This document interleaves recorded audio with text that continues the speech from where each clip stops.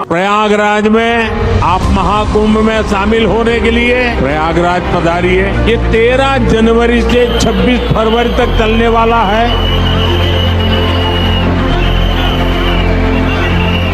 हर व्यक्ति को आना चाहिए, जो नहीं आएगा वो पछताएगा, वो देशद्रोही कहलाएगा। महाकुंभ के मेले में भगदड़ की खबर सामने आ रही है। कई लोगों की मौत की आशंका है। ये बड़ी जानकारी है। महाकुंभ मेला क्षेत्र से भगदड़ की खबर आ रही है। महाकुंभ में मौनी अमावस्या के मौके पर पवित्र भगदड़ स्नान के दौरान मची भगदड़। उतना लाश सब उठाया, हमको दिया, लड़की था, लड़का था। मेरा भी आदमी है कि हम घर कैसे जाएंगे सर?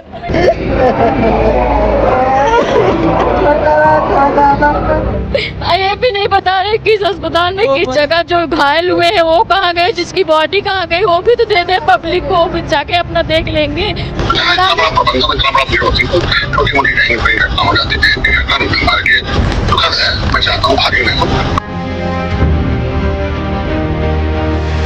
पानी मांग रहे थे, हमारी पानी खत्म हो गई थी, हम गंगा जल फेंक रहे थे लोगों पे और लोग अपना हाथ चाट रहे थे। उनके हाथ में पानी था and they were just trying to, हाँ मुझे एक बूंद दे दो, बस एक बूंद। मैं वो मलबा देख रहा हूँ, इन्होंने वो मंजर देखा है। मैंने जिसको टाना वो हमारे सामने मरी, हम कुछ नहीं कर पाए। महाप्रयाग है, मृत्यु सबकी आनी है, एक दिन मरना सबको है, पर कोई गंगा के किनारे मरेगा तो वो मरेगा नहीं, मोक्ष पाएगा। यहाँ बहुत अजीब लोग हैं, they are heartless, they don't know. ये लोग बहुत क्रूर। हमारा बच्चा का पापा हम मर जाएंगे, अब का नहीं बेटा। लिटरली ऐसे पड़े थे जैसे ऐसे कुछ गार्बेज, और वो उनकी बॉडी थी। इस सच को छिपाया गया, जो नेहा बता रही, जो यहाँ के लोग बता रहे हैं। मैं पहुँच गया हूँ तो मेरे कैमरे पे दर्ज हो गया। सुबह 6 बजे या 7 बजे, 8 बजे, 10 बजे कोई आएगा, यहाँ पे सब साफ रहेगा।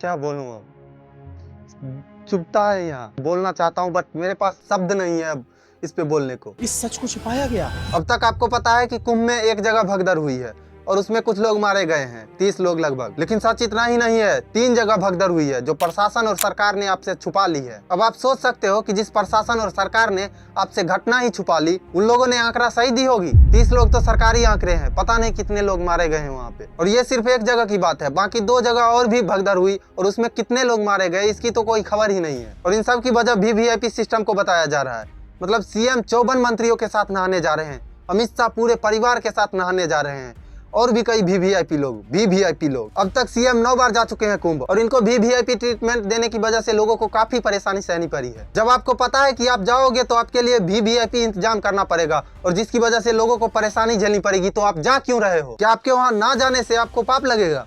फिर तो सीमा पे तैनात जवानों को पाप लगेगा। और वैसे भी सरकारी बाबा ने तो ये कह ही दिया है कि जो कुंभ नहीं जाएगा देशद्रोही कहलाएगा। हर व्यक्ति को आना चाहिए, जो नहीं आएगा वो पछताएगा, वो देशद्रोही कहलाएगा। इस हिसाब से तो देश के लिए जान देने वाले सीमा पे तैनात जवान भी देशद्रोही हैं, और वो गरीब लोग भी देशद्रोही हैं जो दूर कहीं गांव में रहते हैं और वहां जाने का किराया अफोर्ड नहीं करते हैं। बाबा, कुंभ हमारा देश नहीं है, वो हमारे देश में होने वाली एक पवित्र यज्ञ है। कुंभ में नहीं जाने वाले कुंभद्रोही हो सकते हैं, देशद्रोही कैसे? काश आप कभी स्कूल कॉलेज गए होते तो आप समझ पाते ये बातें। मीडिया के प्रचार और आपके उकसाने से जो लोग कुंभ में आके कीड़े मकोड़ों की तरह कुचल दिए गए, उसकी जिम्मेदारी कौन लेगा? इतना बड़ा प्रबंधन, इतना बड़ा भीड़ होती तो छोटी मोटी कहीं कोई घटना हो जाती थी। मुझे याद है शाहरुख अंकिता केस में झारखंड में एक मंत्री ने यही बात कही थी, और उसके बाद घंटों डिबेट चली थी टीवी पे। कई दिनों तक टीवी पे इसी बात की चर्चा हुई थी। और अब जब एक मंत्री इतनी बड़ी घटना को छोटी मोटी घटना बोल रहा है, तो सारे मीडिया ऐसे चुप है जैसे उस भगदड़ में सारे एंकर मारे गए हों। कोई जिंदा नहीं है जो सरकार से सवाल करे कि कैसे इतने लोगों को बुला के उसे लावारिस की तरह मरने छोड़ दिया गया। अगर भगवान है तो उस भगदड़ में मारे गए लोगों की आत्माएं कभी माफ नहीं करेंगी तुम्हें,